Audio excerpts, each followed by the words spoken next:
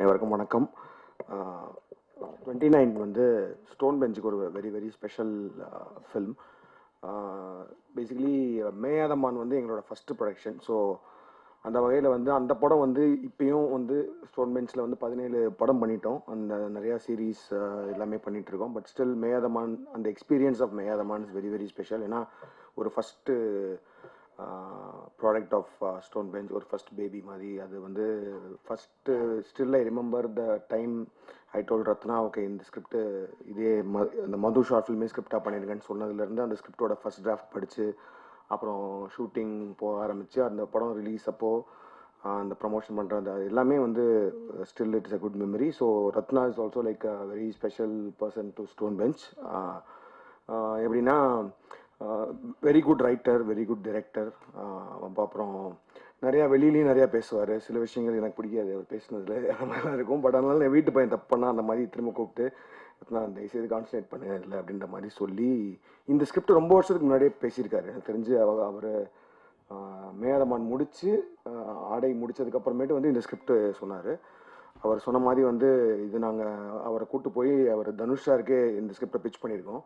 So அவருக்கு ரொம்ப பிடிச்சிருந்துச்சி இந்த ஸ்கிரிப்ட். அப்போது அந்த டைமில் பிடிச்சிருந்துச்சி. பட் டோல்டு இல்லை நான் வந்து இப்போ வந்து more of into action films பண்ணிகிட்ருக்கனால இது வந்து நான் முன்னாடி என்னோட ஏர்லி பாயிண்ட் ஆஃப் கெரியரில் பண்ணுற மாதிரி ஒரு ஸ்கிரிப்டாக இருக்குது. இது யாராவது சம்மொன் யங் அந்த மாதிரி பண்ணால் நல்லாயிருக்குன்ற மாதிரி அவர் சொல்லி அனுப்பிச்சார். ஸோ அதுக்கப்புறம் நான் டெட் அதர் ஃபிலிம்ஸ் அண்ட் ரீடிங்லாம் போனதுக்கப்புறம் கார்த்திகேயனுக்கும் எங்கள் எல்லாருக்குமே ரொம்ப பிடிச்ச ஸ்கிரிப்ட்ன்றனால Karthikeyan had told Ratna, whatever it is, நீங்கள் வெளியில் என்ன படம் பண்ணாலும் இந்த ஸ்கிரிப்ட் வந்து எங்களுக்கு தான் பண்ணணுன்ற மாதிரி சொல்லியிருந்தாங்க. சொல்லி அதுக்கப்புறம் it all hummed up here. So இந்த ஸ்கிரிப்டில் எனக்கு வந்து நான் என்ன இப்போ தனுஷ் சாருக்கு போய் பிச் பண்ண ஸ்கிரிப்ட் அப்படின்றனால it required very good performance. Like the main lead இருக்காங்க இல்லையா, அந்த அந்த அந்த அந்த பாய் அண்ட் அந்த கேர்ள் ரெண்டு பேரும் வந்து ரொம்ப முக்கியமான பர்ஃபார்மன்ஸ், ரொம்ப நல்ல பர்ஃபார்மன்ஸ் இருந்தால் தான் இந்த ஸ்கிரிப்ட் ஹோல்ட் ஆகுன்றனால அதுக்காகவே சில வருஷங்கள் வெயிட் பண்ணுற மாதிரியும் ஆச்சு. ஸோ அப்படி இருக்கப்போ வந்து ரீசெண்டாக வந்து அவர் விது ஆடிஷன் பண்ணிவிட்டு விது வச்சு தான் அந்த படம் பண்ண போகிறோம் அப்படின்ற மாதிரி சொன்னாங்க. I felt confident. ஏன்னா பிஃபோர் XXX சொல்லியிருந்தாங்கன்னா நான் வேணான்னு சொல்லியிருப்பேன். பட் ஆனால் after XXX and after Retro I was very confident that Vidhu could pull off that அப்படின்னு சொல்லிட்டு. பிகாஸ் சொன்ன மாதிரி தான் சின்ன வயசுல நான் பார்த்துருக்கேன். நான் அப்போ படம்லாம் பண்ணது கிடையாது. பட் சின்ன வயசில் வந்து படிச்சுட்டு இருப்பான். அப்படி வந்து பார்க்கும்போது சில பசங்களை நம்மளை பார்த்தாலே எரிச்சலாக டப்புன்னு அடிக்கணும்னு தோணும். அந்த மாதிரி இருந்தான் அவன். ஸோ அப்போ நான் வந்து படம்லாம் பண்ணல. படம் பண்ணணுன்ற மாதிரி பேசிகிட்டு இருக்கும்போது வந்து ஒரு நாள் அவன் சின்ன பையன் தான். அப்போ நக்கலாக கேட்டான், ஓ நீங்கள் படம்லாம் பண்ணுவீங்களா, படம் பண்ண போகிறீங்களா, பண்ணிடுவீங்களான்னு. அப்படி போடாதமோ அந்த மாதிரி சொன்னேன். அப்புறம் போயிட்டான். அப்புறம் போய் எங்கேயோ படித்தான், லண்டனில் படித்தான்னு சொன்னாங்க. அதெல்லாம் இருக்கும்.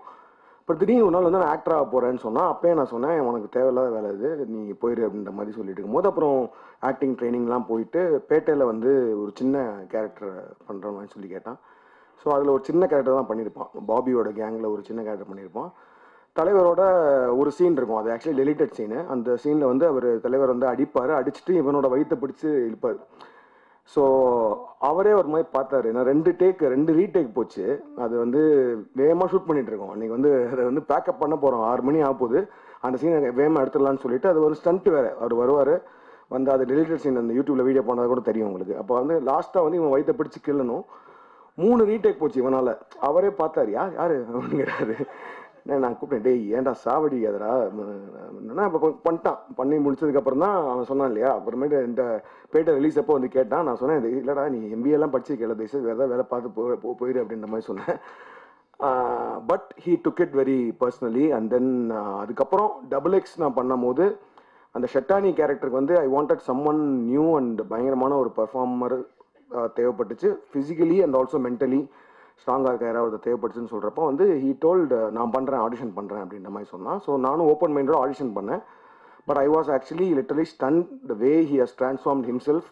ஏன்னா வந்து அந்த effort he has put in for so many years to become a good actor அப்படின்றதுக்கு அந்த போட்ட எஃபர்ட் வந்து எனக்கு ரொம்ப பிடிச்சிருந்துச்சி. அதனால ஐ தாட் ஓகே அந்த ஷெட்டானி கேரக்டர் பண்ண வைக்கலான்னு சொன்னேன். அதுக்கு அவன் ஷூட் அப்பையும் சரி, ஷூட்டுக்கு முன்னாடியும் சரி, த வே ஹி ஸ்ட்ரகிள்ட் அந்த எஃபர்ட் போட்டது வந்து கண்கூடாக பார்த்தேன். ரொம்ப சூப்பராக இருந்துச்சு. And even output was great. அதுக்கப்புறம் I think slowly he has become seasoned actor. அதாவது வந்து சீசன்ட் ஆக்டர்னா நம்ம வந்து நல்லா நடிக்கிறோம்னு அவனுக்கு என்றைக்குமே நினைக்க மாட்டான்னு நினைக்கிறேன். அந்த அளவுக்கு நானும் சொல்லிட்டே இருப்பேன்.